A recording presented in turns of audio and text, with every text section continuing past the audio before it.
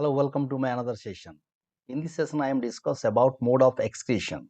In my last video, I have already discussed about the definition of excretion and different nitrogenous waste. Okay. So, in my last video, I have already learned about the process by which metabolic waste or the nitrogenous metabolic waste releasing from the body, the process is known as excretion. And the nitrogenous waste mainly ammonia, urea, uric acid and somehow amino acid also.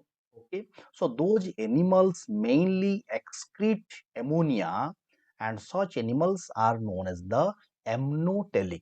Okay. So, amnotalic animals are those animals, they secrete nitrogenous waste in a form of ammonia, and the process is known as the amnotalism. So, amnotalism, this is the process of excretion in which nitrogenous waste releasing from the body in a form of ammonia. Likewise, urea.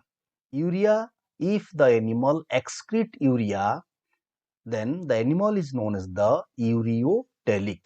Okay, ureotelic, and the process by which urea is releasing, such type of excretory process is known as the ureotylism, which is known as ureotylism. Okay, and the animal which excrete uric acid in a form of excretory product, then the animal is known as the Urecotylic animal. Urecotylic animal. Okay, and the process is known as the Urecotylism. Urecotylism. Okay, and some animals, they excrete amino acid. Okay, as a excretory product, and such animals are known as the aminotalic animals. Aminotalic animals. Okay, and the process is known as aminotalism. The process is known as aminotalism. So, this is very simple. You can add telic. Telic means the animal, and the process is talism. Okay. Now, come to one by one. So, aminotalism. So, this is the process of excretion in which ammonia is excreted from the body. Okay, and this process is known as the aminotalism, and the organism is known as the aminotalic organism. Okay, the ammonia, it is produced from the body by the metabolism of protein. Okay, so this ammonia, which is highly toxic for the body, that's why it needs immediate releasing from the body, and it needs more water. That's why the amnotalism process, it is possible only for the aquatic animals, because aquatic animals, there is the availability of water is more, and such animals, they have more excretory or the large excretory surface, like the body surface or the surface of gill. So, through the surface of body wall or the surface of gill, the ammonia, it may release to outside, means to water medium, by the process of diffusion. Okay, by the process of diffusion. So, amnotalism process, it is possible if the water availability is more. That's why these organisms or this type of process, which is found in case of aquatic animals. So, what are the amnotalic animals? So, these are the different amnotalic animals. Okay, so this is the first picture. This is the tadpole larva of the frog. Frog. This is the amphibians. Okay, so tadpole larva, which is amnotalic, but the adult amphibians, these are the urecotylic animals. Okay, this is the prawn.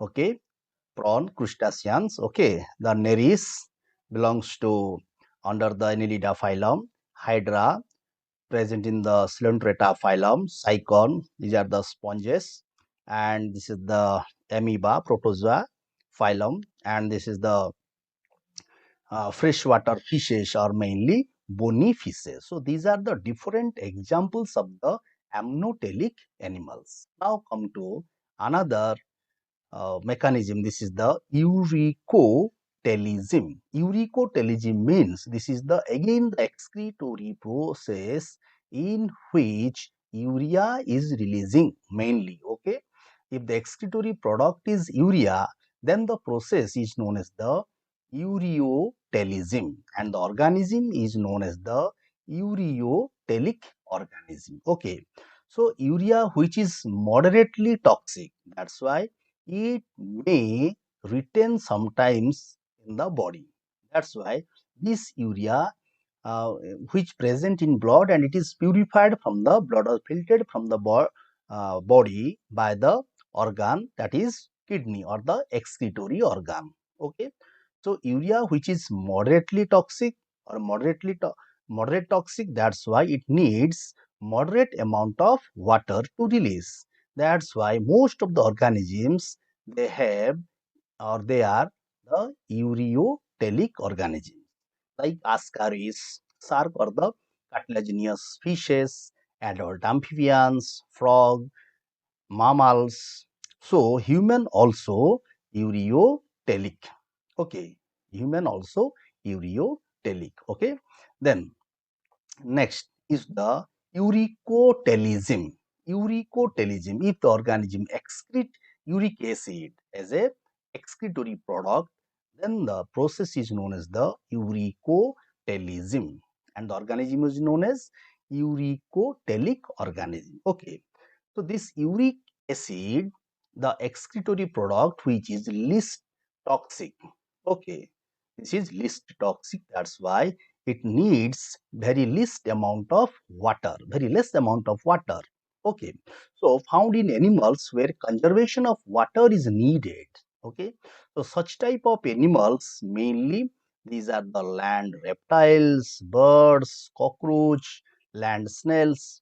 So these uric acid releasing from the body in a form of solid crystal form. Okay, and these are known as the pellets. So these are releasing from the body in a form of solid crystal forms.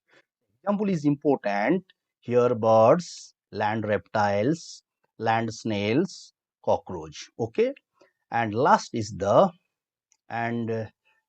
the aminotalism. Here, amino acid is releasing as a excretory product, and the process is known as the aminotalism, and the organism is known as the aminotelic organism.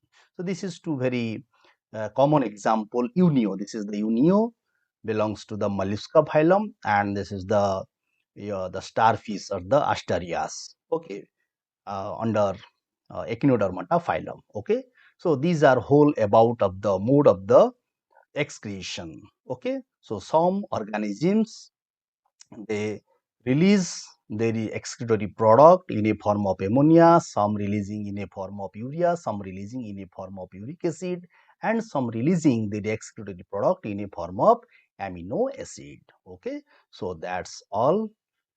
Thanks for watching.